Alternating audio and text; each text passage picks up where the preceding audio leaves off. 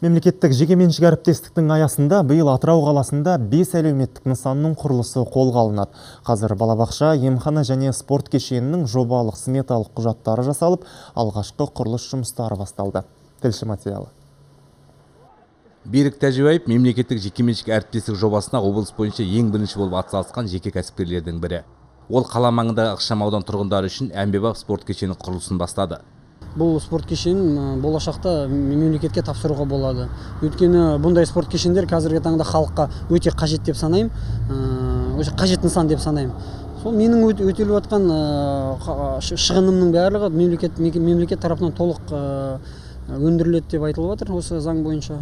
Жұмыскер ауылдық округіндегі 17 мыңға жуық тұрғынға жалғыз дәрігерлік амбулатория қызмет көрсетеді.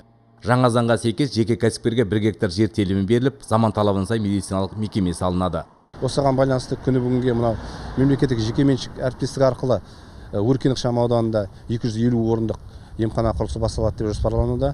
Облыс бойынша биыл осындай 5 ірі әлеуметтік жоба құрылысы басталады. Оның бірі 20 жылдан бері қараусыз қалған мына 160 орындық балабақшаны қалпына келтіру. Бұл мемлекетке де кәсіпкерге де пайдалы.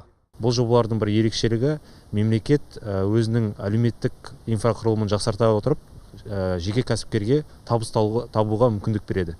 Осындай жобалардың орындалуы облыстың экономикасының дамуына өз үлесін тигізетініне біз сенімдіміз.